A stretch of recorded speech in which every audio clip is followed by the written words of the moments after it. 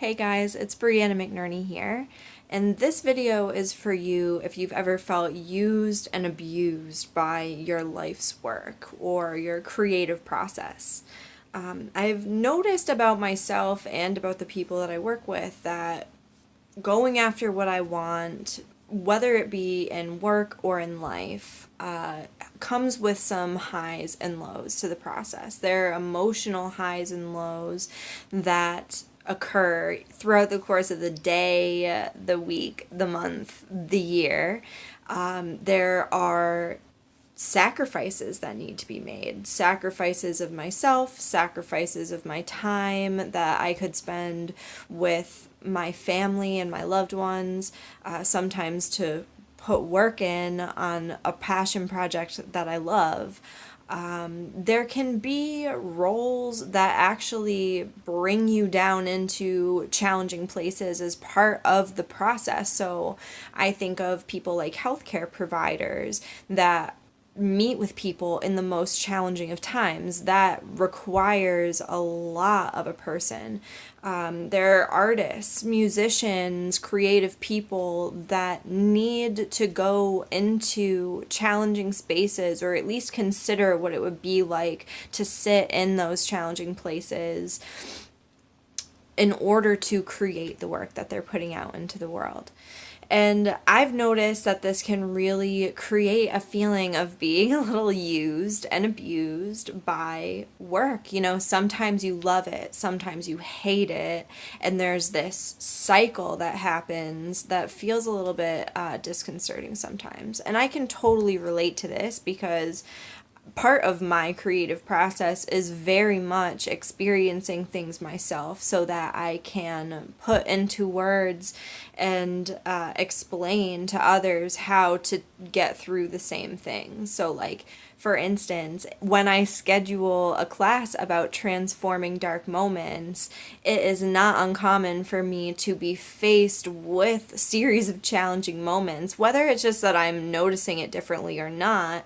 It puts me into this kind of like battle mode where I'm really hitting the ground and figuring it out in the trenches what kind of content I need to bring to you to help you get better results in your life.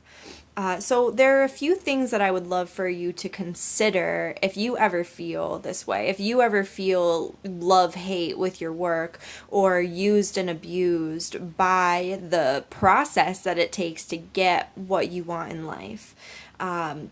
So one thing I would love for you to consider is, are you using your own process? Are you using your own way, your own rules that feel right to you?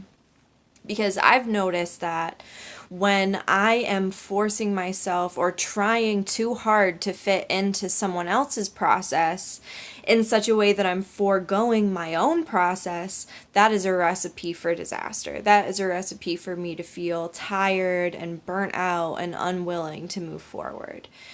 So what really works best for me and for my clients is to build a very strong connection to myself. I call this the cocoon phase, because you're creating a very strong self-connection that allows you to become your own constant, regardless of what other strategies or techniques you're implementing to get yourself to your desired result. You really want to be coming at it from a core place of what feels right and best for me, and you really need a strong self-connection to do that consistently.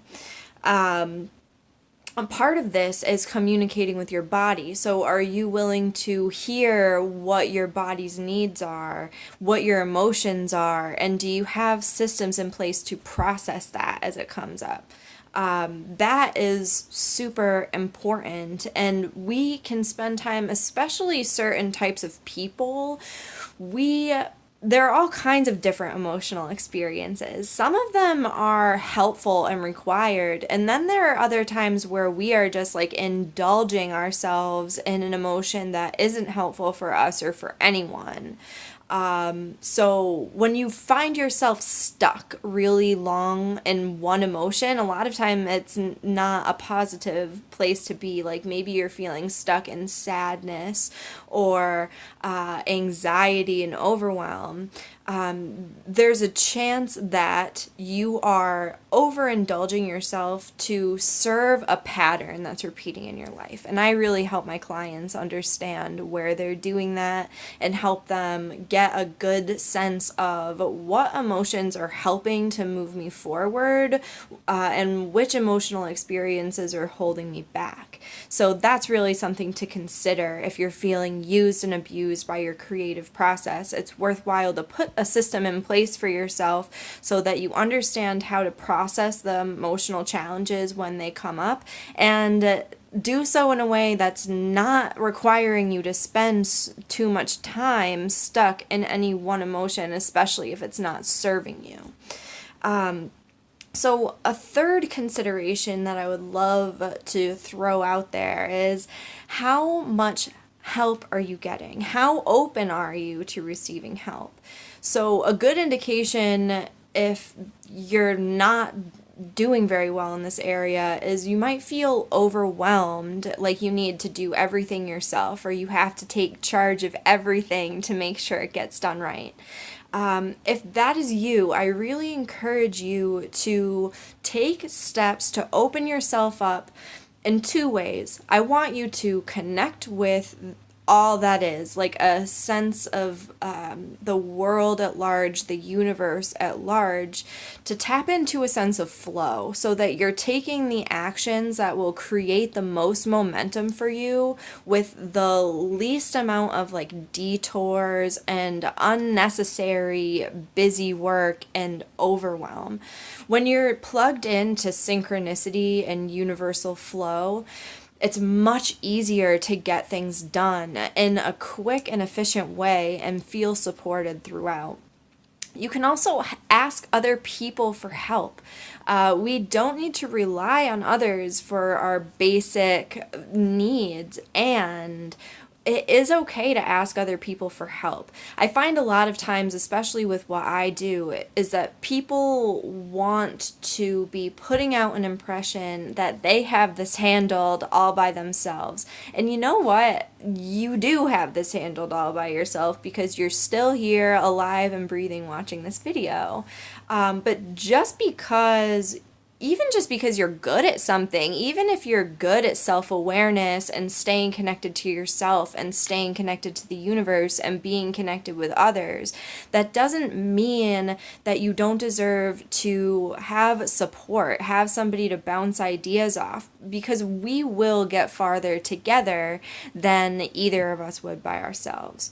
So those are my 3 suggestions for you. If you're feeling used and abused by your life's work and your creative process, I really suggest that 1, you make sure you're connected to yourself, and first and foremost, you're using your own process and what feels right for you. And again, I guarantee that even if you have a lot of rules and regulations in your industry, there are simple ways to do this right now. My second consideration was to make sure you have processes, understanding in place about emotional processing, so that you're not spending unnecessary time stuck in one emotion that isn't really moving you forward. It's easy for us to get stuck in emotions that are more part of a pattern than something that is genuinely helpful for us to process. So make sure that you have good systems and support in place to do that. And third, I want you to connect. I want you to connect with the universe, connect with other people, so that you don't feel like you're doing everything alone. You don't need to do everything alone, and we really need to come together so that we can start making moves that are greater than we could ever do by ourselves.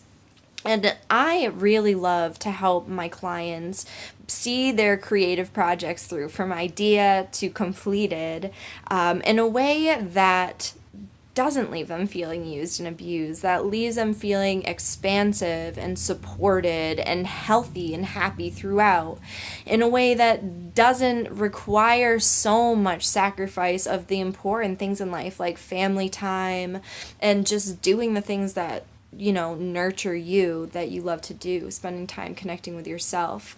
And speaking of self-connection, I also love to provide people with tools and processes for how to connect with yourself and do these seemingly complicated things like processing through an emotion, so that you can do this more efficiently, see more results, reduce your time spent spinning out, increase the time spent happy and providing for the people around you in a way that really supports everyone, reducing the amount of time that it takes to shift your attitude when you do find yourself in this low used and abused place.